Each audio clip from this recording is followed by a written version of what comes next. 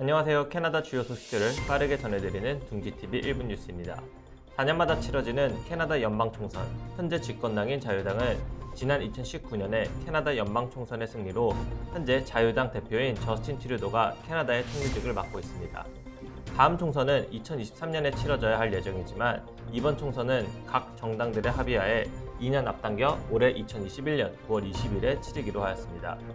캐나다 이민 정책은 집권당 성향에 따라 영향을 받기에 이번 총선에서는 어떤 당에서 많은 득표수를 받아 캐나다 정부를 이끌어 가게 될지 캐나다 이민을 준비하는 많은 사람들의 이목이 주목되고 있습니다. 이번 총선이 캐나다 이민에 영향을 주는 이유는 주정부에서 각 주에 맞는 프로그램과 규정을 통해 신규 이민자를 모집하고 있지만 최종적으로 이민 정책을 관리하는 것은 연방 정부이기 때문입니다. 예를 들어 IRCC 이민국에서 각 주에 할당된 이민자와 수속 기간을 결정하여 전달하고 IRCC 이민국은 이를 주 정부에 전달하여 결과적으로 주정부 이민은 IRCC 이민국의 계획에 맞는 이민자 수용 계획을 정립하게 됩니다. 그렇기에 이번 총선에서 승리한 집권당이 향후 4년간의 캐나다 정부를 이끌어가기 때문에 이번 9월 20일 조기 총선이 중요한 것입니다. 다행히도 이번 각 정당들은 이민 수용에 매우 긍정적인 편입니다. 그럼 각 정당들의 이민 정책 공약을 살펴보도록 하겠습니다. 먼저 자유당입니다. 자유당은 캐나다 이민 정책에 아주 우호적입니다. 현재 팬데믹을 극복하기 위해서는 이민자들의 역할이 중요하다고 생각하고 있어 이번 이민 정책 수준을 역사적인 최고치로 높이겠다고 약속하였습니다. 이로 인해 현재도 2021년에서 2023년까지 약 3년 동안 100만 명의 이민자를 수용하겠다는 정책을 시행 중에 있습니다. 그 외에 최대 2만 명의 아프간 난민을 수용하기도 공약하였고 현재 낡은 이민 시스템을 현대화로 계속해서 개선시키겠다고 하였습니다. 예를 들면 종이 기반의 주정부 이민 프로그램을 디지털화로 계속해서 개선 중에 있습니다. 자유당에서 시행한 대표적인 신규 이민 프로그램은 농축산 이민 프로그램, 중소도시 이민 프로그램, 대서양 연안 주 이민 프로그램 등이 있습니다. 다음은 보수당입니다. 보수당은 가족 친화적인 이민 정책보단 캐나다 경제 이민의 성향이 강한 정당입니다. 그렇기에 이번 공약에서도 강력한 경제 이민 시스템을 재구축할 것이라 공약하였고 캐나다 경제를 튼튼하게 성장시킬 국제 인재들도 더욱더 수용할 것이라고 하였습니다.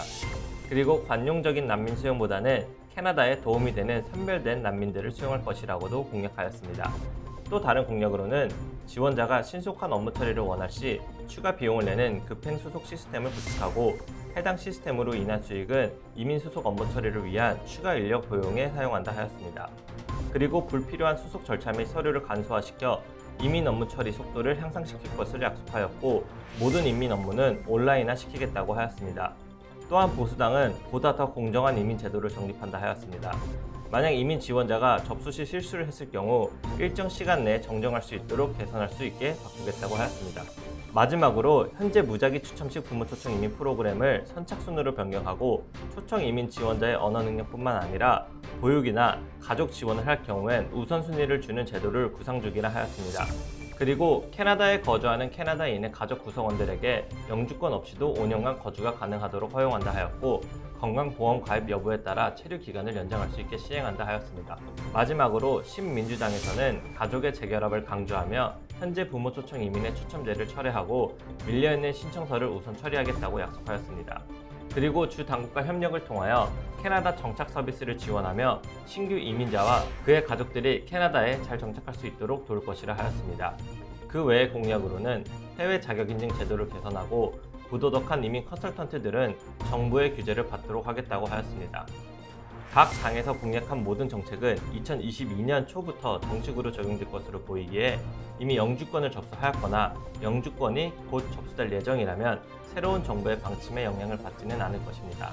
하지만 내년이나 그 후에 영주권을 생각하고 계신 예비 이민자분들은 이번 총선에 따라 영주권 진행 방식이나 수속 기간이 변경될 수 있기에 9월 20일 조기 총선을 지켜보는 것이 중요할 것 같습니다.